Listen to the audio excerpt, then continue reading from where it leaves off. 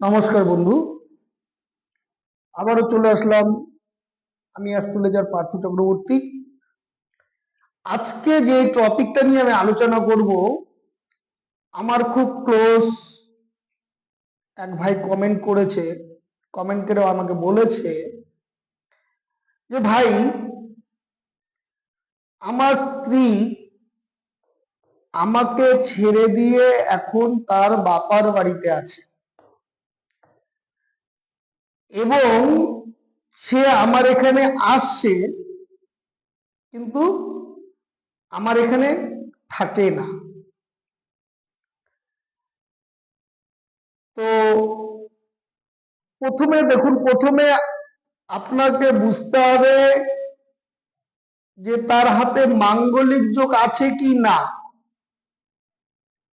যদি ছেলে বা মেয়ে মাঙ্গলিক দোষ থাকে সেক্ষেত্রে এসব হতে পারে, অথবা কোনো তন্ত্রক্রিয়া করেছে কিনা সেটা দেখতে হবে, বা বাস্তুতে কোনো ক্ষতি করা আছে কিনা সেটাও দেখতে হবে। শুধু অ্যাস্ট্রোলজির কুণ্ডলী ছক বিচার করলে হবে না, ছকের সাথে তার বাস্তু দেখতে হবে, বাস্তুর সাথে তাকে দেখতে হবে যে তার তন্ত্রক্রিয়া করা আছে কিনা। যদি তন্ত্রক্রিয়া করা থাকে তাহলে ওগুলোকে আগে কাটাতে হবে। বাস্তু যদি নেগেটিভ এনার্জি থাকে তাহলে বাস্তুটাকে ঠিক করতে হবে, এবং যদি তার মাঙ্গলিক দোষ থাকে সে মাঙ্গলিক দোষটাকেও কাটাতে হবে। তারপরে গিয়েই সে ঠিক সংসার জীবন তার হবে, নতুবা সংসার জীবন হবে না। আমি আমার এই অ্যাস্ট্রোলজার এক্সপিরিয়েন্সে আমি আপনাদের বলছি, আমি যতগুলো ডেলি পেশেন্ট দেখি সেই পেশেন্টের মধ্যে বেশিরভাগ ক্ষেত্রেই দেখছি যে মাঙ্গলিক দোষ তারা কামাখ্যায় গিয়ে কাটিয়েছে, আদৌ সে কাটানোটা হয়নি। কারণ যদি মাঙ্গলিক দোষ কেটে যায় তাহলে বিবাহে কেন বিচ্ছিন্ন হবে। এবার যখন আমি বলছি যে মাঙ্গলিক দোষ তো মাঙ্গলিক দোষের জায়গায় আছে, তাহলে মাঙ্গলিক দোষ কিভাবে কাটলো? মাঙ্গলিক দোষ এত সোজা, মাঙ্গলিক দোষ কাটানো এটা কি ভাত যে থালায় বেড়ে দিল আমি মেখে খেয়ে নিলাম? তা না। তন্ত্রটা হচ্ছে অথৈ সমুদ্র, প্রতিদিন পড়তে হবে, প্রতিদিন ধ্যান করতে হবে, প্রতিদিন জপ করতে হবে। তন্ত্রটা এত সোজা না।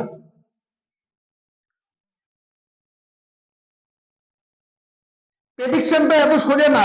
পারফেক্ট ভাবে প্রেডিকশন করতে গেলে এক একটা পেশেন্টকে মিনিমাম 1 থেকে 1.5 ঘন্টা সময় লাগবে।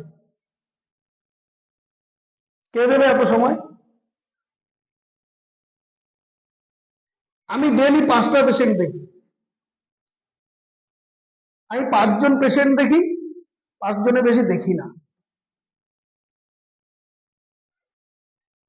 তাই বন্ধুদের তোমাদেরকে সবাইকে বলছি, যারা আমার হয়তো কথাগুলো শুনতে খুব খারাপ লাগবে, একজন আমাকে এসে কমেন্ট করে বলেছে,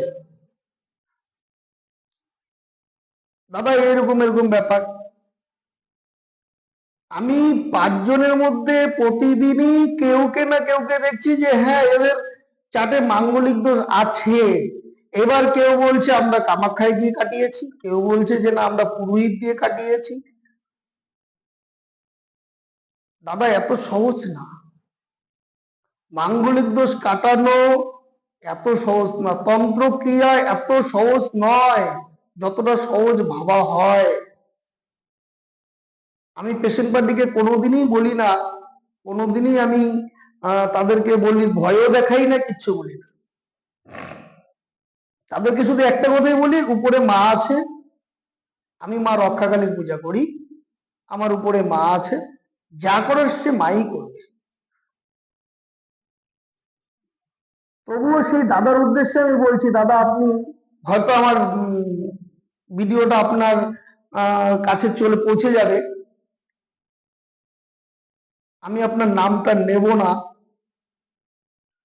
তবু আপনাকে বলছি দাদা,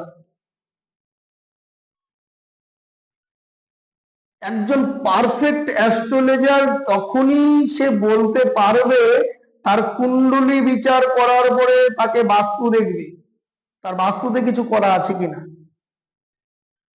তার বাস্তুতে যদি কিছু নেগেটিভ করা থাকে, সে নেগেটিভ ঊর্জাটাকে কাটাতে হবে। তারপরে তাকে দেখতে হবে তার বৈধব যোগ আছে কিনা, মাঙ্গলিক দোষ আছে কিনা। সে মাঙ্গলিক দোষ থাকলে পরে মাঙ্গলিক দোষ কাটাতে হবে। বাস্তুতে যদি নেগেটিভ ঊর্জা থাকে তাহলে বাস্তুটাকে ঠিক করতে হবে, তারপরে গিয়ে সংসার হবে, তারপরে গিয়ে তন্ত্রক্রিয়া করে সংসার করানো যাবে। যদি তন্ত্রক্রিয়া করা থাকে তাহলে আপনি যাই করুন না কেন কিছুতেই কিছু হবে না। তন্ত্র যেরকম খুব ভালো ফলদায়ক, আবার তন্ত্র খুব খারাপ ফলদায়ক।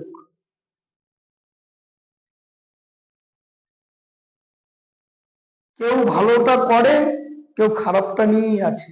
যে যেরকম মানসিকতা, সে সেরকম মানসিকতাই কাজ করবে। তো তবুও আজকে আমি একটা টোটকা দিয়ে দিচ্ছি ওই দাদার উদ্দেশ্যে, আপনি করে দেখবেন, আশা করি আপনার ফল হবেই হবে। আপনি একটা কাজ করবেন, আপনি রুদ্রাক্ষের মালা, রুদ্রাক্ষের মালা একটা দোকান থেকে কিনে আনবেন। কিনে নিয়ে এসে আপনি দোকান থেকে রুদ্রাক্ষের মালা কিনে নিয়ে আসবেন, নিয়ে এসে 108 বার এই মন্ত্রটাকে আগে জপ করবেন। আগে গুরু মন্ত্র যদি থাকে, আপনার যদি দীক্ষা নেওয়া থাকে, সেই দীক্ষা মন্ত্রটাকে আগে জপ করে নেবেন, গুরু স্মরণ করে নেবেন। তারপরে আপনার ইষ্ট দেবতাকে স্মরণ করবেন, করার পরে এই মন্ত্রটা বলবেন, ওম নমঃ কামাক্ষী দেবী অমুকিং, মানে স্ত্রীর নাম, মে বর্ষ কুরু কুরু সোহা। এই মন্ত্রটা আপনি প্রতিদিন 108 বার বলবেন, 21 দিন টানা, 21 দিন চলবে। যখন যদি আপনার ওর ফটো থাকে, ফটোটা নেবেন, মনে মনে ফটোটাকে স্মরণ করবেন, আর মালাটা জপবেন। 108 বার মালাটা জপার পরে ওই ফটোটার উপরে ফু দিবেন। দেখবেন